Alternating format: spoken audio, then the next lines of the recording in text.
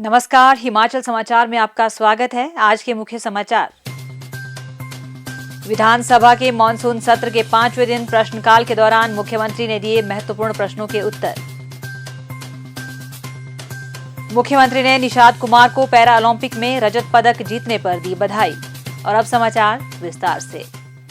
हिमाचल प्रदेश विधानसभा के मॉनसून सत्र के 5वें दिन की शुरुआत आज प्रश्नकाल से हुई।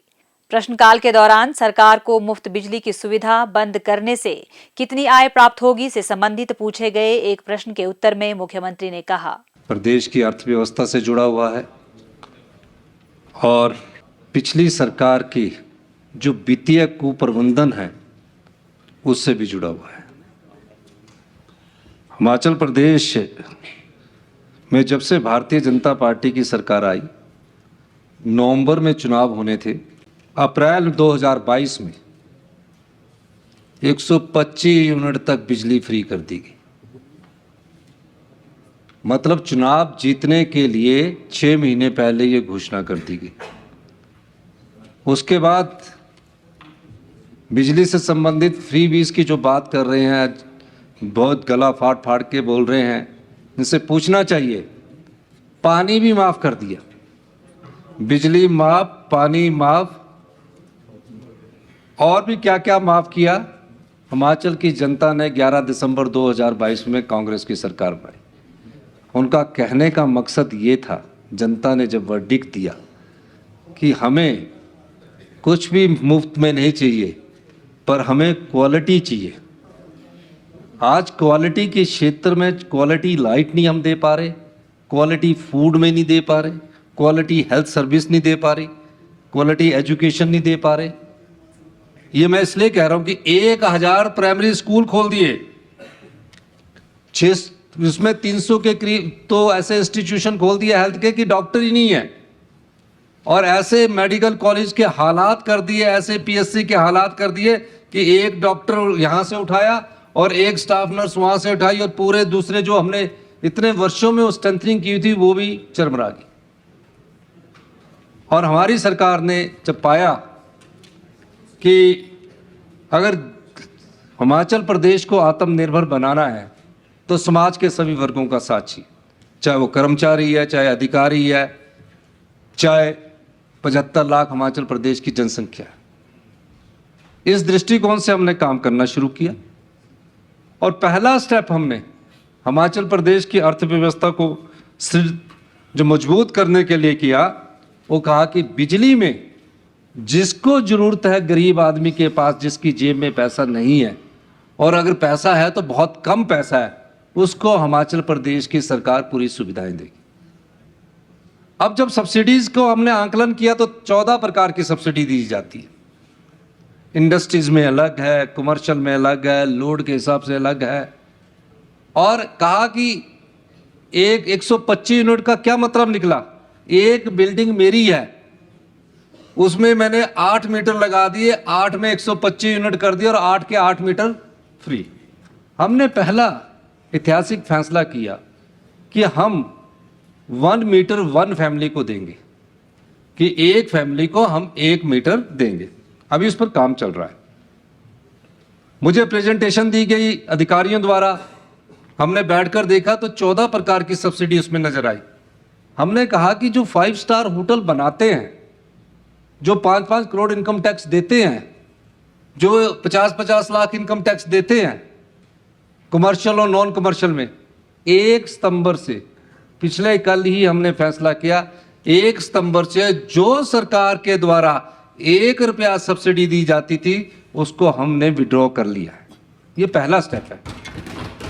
अभी हमने कोई 125 यूनिट बिजली को जो बीजेपी ने राजनीतिक तौर पर दी थी, अभी उसको विड्रॉ नहीं किया गया।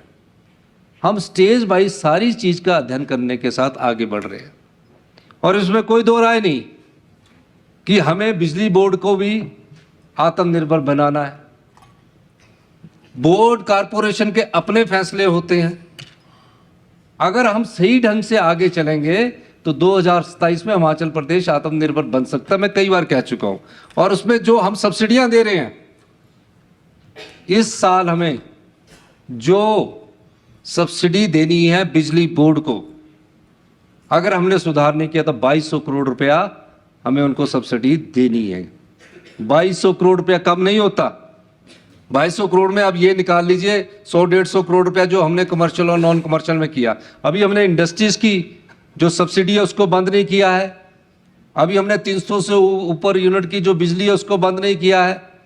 हमने 125 यूनिट्स की बिजली को बंद नहीं किया है। अभी हमने 1 मीटर 1 फैमिली भी बंद नहीं किया। ये सिर्फ वो की है। 2200 करोड़ रुपया देना है। आप कैसे अच्छी हेल्थ दोगे? आप कैसे अच्छी शिक्षा दोगे? आज 18वें स्थान पर शिक्षा में हमारी रैंकिंग क्वालिटी एजुकेशन में पहुंच गई है। ये भारतीय जनता पार्टी की सरकार जो आज बड़े नारे लगा रही है, इन्हें तो यहां आकर हमारे साथ चर्चा में भाग लेकर कि कैसे हमने हिमाचल प्रदेश को सामर्थ्य बनाना, उस पर चर्चा करनी चाहिए। ये राजनीतिक फायदे के लिए चर्चाएं करते हैं, बयान देते हैं कि ऐसा कर देते हैं। अपने आप तो अपने 5 साल इस प्रदेश की वित्तीय कुप्रबंधन का बेड़ा कर करके रखा है। ये चर्चा लाएं। हमने 130 पर चर्चा दी, हम चाहते हैं उसमें चर्चा हो। और माननीय अध्यक्ष महोदय, मैं आपको इस मंच के माध्यम से आश्वासन देना चाहता हूं कि फ्री बीज इन्होंने दी, और जब हम सरकारी कर्मचारी और अधिकारियों को ओल्ड पेंशन स्कीम देते हैं तो हम सोच समझ कर देते हैं। अगर हम 1500 देते तो हम सोच समझ कर देते हैं। इन्होंने तो सब कुछ फ्री कर दिया। इन्होंने सब फ्री बीज की। उल्टा चोर कोतवाल को डांटने वाली बात आ गई। लेकिन बिजली बोर्ड के साथ हम सरकार को भी आत्मनिर्भर करना चाहते हैं। हम आपको यह आश्वासन देना चाहते हैं, माननीय सदस्य को भी आश्वासन देना चाहते हैं, हमारी अर्थव्यवस्था में सुधार हो रहा है। हम उस अर्थव्यवस्था के सुधार को और आगे बढ़ाकर आने वाले समय में 6 महीने में और फैसले लेंगे। हम और फैसलों के साथ आगे बढ़ेंगे। और मैं दावे के साथ कहता हूं कि अगला बजट हम जब प्रस्तुत करेंगे तो हमारी अर्थव्यवस्था में सुधार दिखता हुआ आपको नजर आएगा। आदर्श स्वास्थ्य संस्थानों से संबंधित पूछे गए एक प्रश्न के उत्तर में मुख्यमंत्री ने कहा, हमारी सरकार हेल्थ सेक्टर को और इम्प्रूवमेंट करना चाहती है। आज पिछले 5 साल में जो हेल्थ सेक्टर में जो डिटोरेशंस आई है, जितनी कमियां आई है, हम उससे निजात पाने की कोशिश कर रहे हैं। इसलिए सभी 68 विधानसभा क्षेत्रों में आदर्श स्वास्थ्य संस्थान बनाए जा रहे हैं और उसमें डॉक्टरों की संख्या भी निश्चित की गई है। और जो स्टाफ नर्सिस है, अभी हमने हर एक 68 विधानसभा क्षेत्र में 9 स्टाफ नर्सिस सिविल हॉस्पिटल जो आदर्श स्वास्थ्य संस्थान है, सभी विधानसभा क्षेत्रों के सत्ता पक्ष के भी और जो नारे लगाने का काम करने वाले हैं उनके क्षेत्र में भी हमने 9 स्टाफ नर्सिस, OTA और हर जगह इंस्ट्रूमेंट्स देने का हमने काम शुरू किया है। ये हमारी सरकार की कटिबद्धता है। जो हमारी हेल्थ इंस्टीट्यूशंस है, जो पिछले 5 साल से बहुत कमियां उसमें थी, उसको हम दूर करने की कोशिश कर रहे हैं। आज विधानसभा परिसर में पत्रकारों से अनौपचारिक बातचीत करते हुए मुख्यमंत्री ठाकुर सुखविंदर सिंह सुक्खू ने कहा, माननीय विपक्ष को यही नहीं पता लग रहा है कि उन्होंने करना क्या है। पहले उन्होंने बोला जो कि कोई और नोटिस दिया, फिर बोला कि अब स्थगन प्रस्ताव लाया जाए नियम 67 के तहत। अच्छी बात होती। हमारे विधायकों ने 130 के तहत वित्तीय स्थिति पर प्रस्ताव लाने की बात की है, हमने तो पहले की है। वो कंफ्यूज से लग रहे हैं। मुझे समझ नहीं आ रहा कि जब अध्यक्ष महोदय ने ये कहा कि क्वेश्चन आवर के बाद आपकी बात सुनेंगे, तो उनको क्वेश्चन आवर तक इंतजार करना चाहिए था। आज ही का तो दिन था। अगर क्वेश्चन आवर पर भी उन्होंने वॉकआउट करना था तो क्वेश्चन आवर के बाद कर लेना था। कहीं ना कहीं मुझे लग रहा है कि विपक्ष बिखरा हुआ है।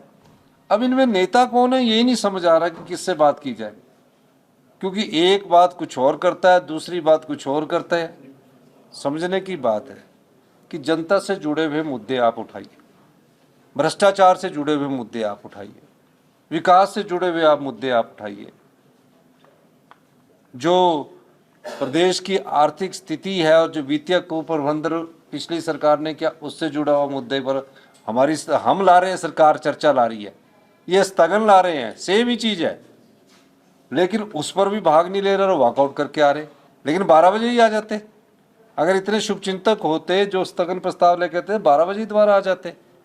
तो विपक्ष का दिवालियापन सामने नजर आ रहा है।